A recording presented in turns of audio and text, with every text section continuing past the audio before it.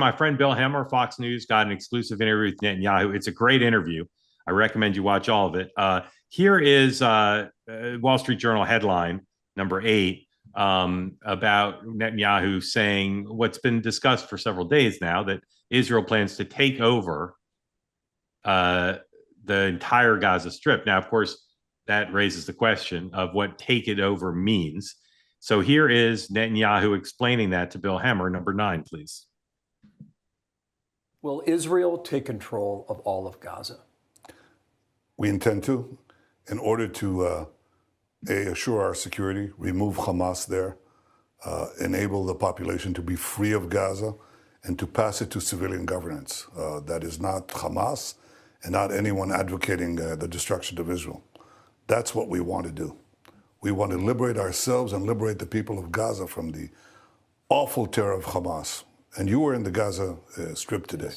You met Palestinians who are fighting Hamas because finally they see that they have a future. They can rid themselves of this awful tyranny that not only holds our hostages, but holds 2 million Palestinians in Gaza hostage. That's got to end. Are you saying today that you will take control of the entire 26-mile Gaza Strip as it was 20 years ago to this month in 2005? Well, we don't want to keep it. We want to have a security perimeter. We don't want to govern it. We don't want to be there as a governing body. We want to hand it over to Arab forces that will govern it properly without threatening us and giving Gazans a good life. That's not possible with Hamas. The only way that you're going to have a different future is to get rid of this neo-Nazi army. The Hamas are monsters. Look at what they're doing to our people. Look at what they're doing to the way they massacred, raped, beheaded our people, our men and women, burned our babies. And they are really cruel to their own people, because when we try to take them away from the combat zones, they shoot them. They want people we can drop from here. Casualties. Stephen, how are you feeling about the prospect, not from a domestic political point of view, we'll talk about that, but from a foreign policy point of view for Israel, for the United States? How are you feeling about the prospect of Israel taking this step? Not good, not good. There are a few things I think going on here. One is Netanyahu,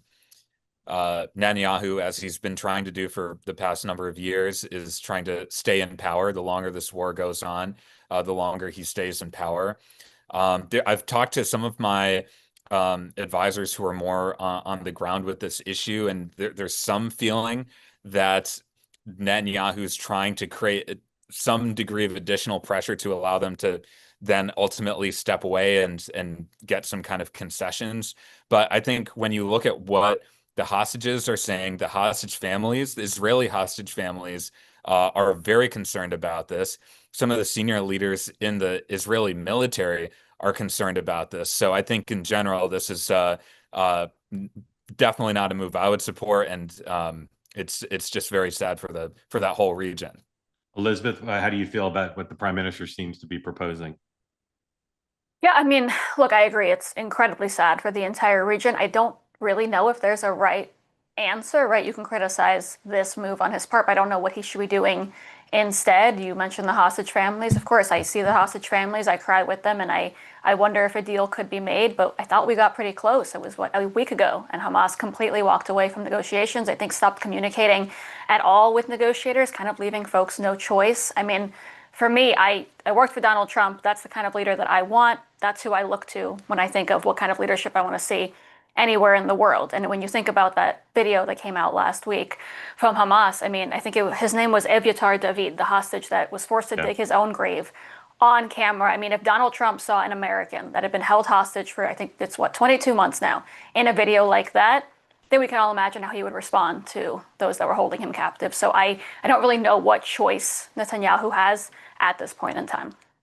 Want more great clips like that? I've got an idea. Hit the subscribe button, be part of the Two-Way community, never miss a clip, and you can always watch our full episodes, join them live, go to twoway.tv.